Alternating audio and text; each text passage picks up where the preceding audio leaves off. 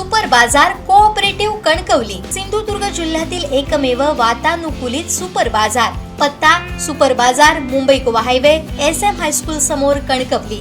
आपल्या अतूट विश्वासामुळेच आम्ही 25व्या वर्षात पदार्पण करतोय।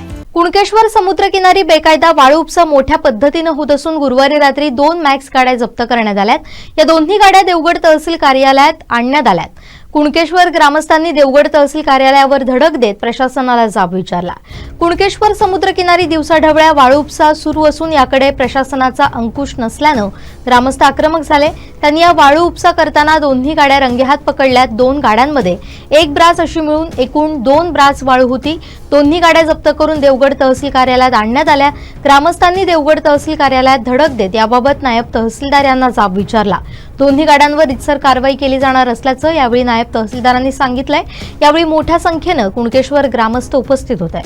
म्हणून आम्ही आज देवगड तहसीलदार कार्यालय इथे जमलेलो आहोत। काल रात्री 8 वाजण्याच्या सुमारास कुणकेश्वर येथे जो अवैध वाळू उपसा झाला त्यावेळी ग्रामस्थांनी या ज्या 2 गाड्या होत्या त्यांना तिथे रंग्यात पकडलं होतं। सरपंच तलाठी यांना या संबंधी कल्पना सर्कल साहेबांना या संबंधी कल्पना दिलेली होती।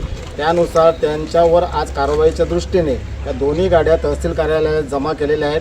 पण वर्षानुवर्षे कुणकेश्वरला जो वाळू उपसा होतोय त्यामुळे तेथील मानवी वस्तीला मच्छीमारांची जी घरं आहेत किंवा त्यांच्या ज्या ह्याच्या होड्या ठेवण्याच्या ज्या खोपी आहेत त्यांना इथे धोका निर्माण होणार आहे। मानवी वस्तीत पाणी घुसण्यास समुद्राचे पाणी डायरेक्ट मानवी वस्तीत घुसण्याचे प्रकार यापुढे होणार आहेत। त्या दृष्टीने ग्रामस्थांनी एकत्र येऊन ही कारवाई केली। त्यावेळी प्रशासनाने उत्कृष्ट असं सहकार्य केलं। या दोन्ही गाड्यांवर कारवाई केली।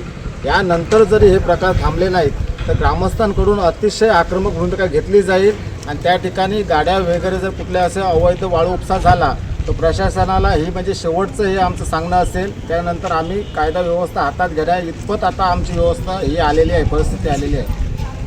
आता तुम्ही म्हणजे कालपासून जो विषय झाला वाळू पकडले, वाळू उपसा माफिया जे होते त्यांना पकडलं, त्यांना इथे आता आणलं गेलं आहे। त्यानंतर त्याने अतिशय व्यवस्थित भूमिका घेतली, चांगलीच भूमिका घेतली। यानंतर हे प्रकार होणार नाहीत, तुमच्यावर कुठला अन्याय होणार नाही किंवा हे प्रकार तातडीने इथे थांबवले जातील असं आश्वासन त्या साहेबांनी दिलेलं आहे त्यांच्या। आणि ह्या दोन्ही जे आता गाड्या आम्ही पकडून दिल्या त्यांच्यावर योग्य ती कारवाई होईल, कायदेशीर प्रक्रिया पूर्ण होईल असं त्यांनी आम्हाला आश्वासन दिलं।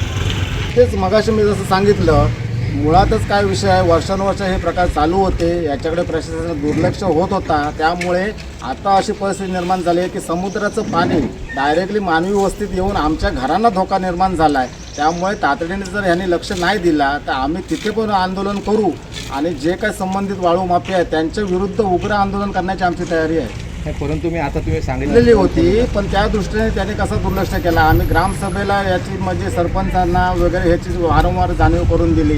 त्यातील नागरिकांनी सगळ्यांनी एकत्र करून म्हणजे कसं आमचा तिथे जिव्हाळ्याचाच विषय आहे। मच्छीमारी आम्ही स्वतः करतो त्यामुळे तो विषय जिव्हाळ्याचाच आहे। आम्हाला दिसतंय की आमच्या तिथे मच्छीमारीची जी वस्ती आहे त्यांना जे काय आमचे होड्या वगैरे ठेवण्याची जी घरं आहेत त्यांनाच धोका निर्माण झाला आहे एकंदरीत। आणि महामार्गाच्या नजदीक असल्यामुळे हे जे परिस्थिती प्रशासनात दिसत नसेल तर त्याला म्हणजे निव्वळ डोळे झाक करतात हे लोक असं म्हणणं आरोप आहे आमचा।